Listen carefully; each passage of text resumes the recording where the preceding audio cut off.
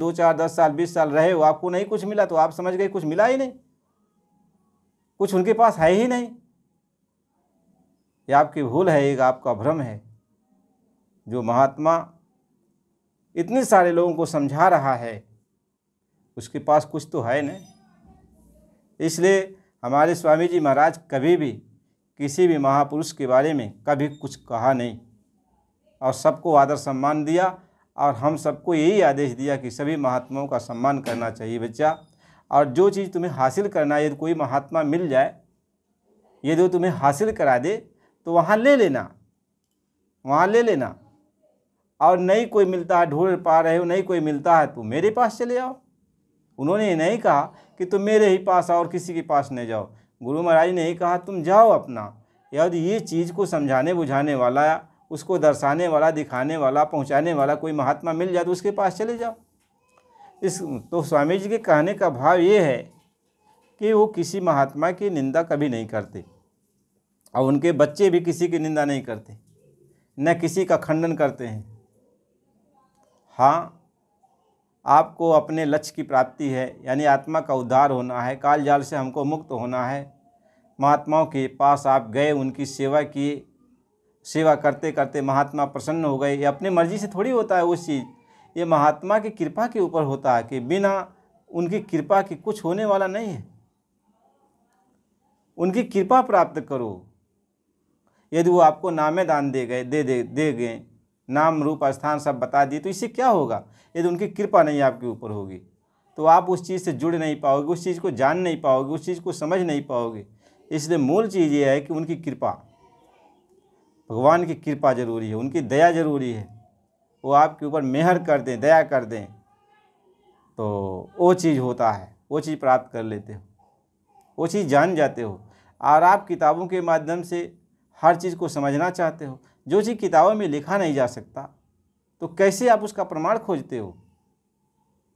कैसे आप उसका प्रमाण खोजते हो? किताबों में लिख कर ही तो प्रमाण दिया जाता, लेकिन जो लिखने पढ़ने बोलने का विषय नहीं है, जिसको लिख कर पढ़ कर बोल कर आप सुना समझा नहीं सकते, वह सिर्फ अनुभव की चीज़ है, देखने की चीज़ है। वहाँ जाकर देखो, अनुभव करो, समझो बूझो, कह नहीं सकते हो।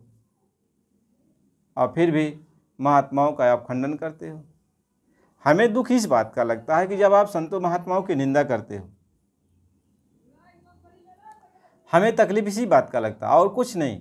जब आप महात्माओं की निंदा करते हो तब हमको तकलीफ होता है कि ये महात्मा पहुँचे नहीं है, ये महात्मा अधूरे हैं, ये महात्मा काल के जीव हैं, ये महात्मा इनके जीव हैं, ये महात्मा ऐसे जीवों को भरमा रहे हैं, तब तकलीफ होता है।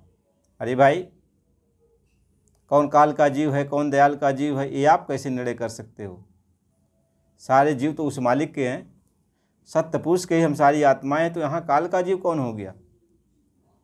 सभी उस मालिक के जीव हैं, दयाल के जीव हैं, सभी उस प्रभु के जीव हैं। हम सभी उस मालिक के ही तो हैं।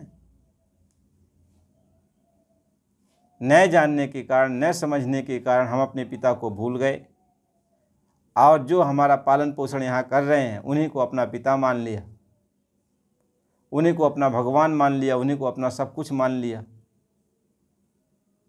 तब तक तो सही था, वो हमारे भगवान बन गए, हमारे पिता बन गए, माता बन गए, हमारे पालनहार बन गए, तब तक तो सही था। लेकिन गड़बड़ तब से हुआ कि जब जिन्होंने हमारा पालन पोषण किया, जिन्होंने हमको सम्मान दिया, इज्जत, वही जब हमारे ऊपर ताड़ना देने लगे, हमको मारने लगे, पीटने लगे, नरकों में डालने लगे, सताने लगे, तड़पाने लगे, बात यहीं से जो है बिगड़ी और कोई बात बिगड़ने वाली नहीं थी। प्रेमियों, बात को सोचना चाहिए, समझना चाहिए। जब आप बात को समझोगे, सोचोगे, बूझोगे,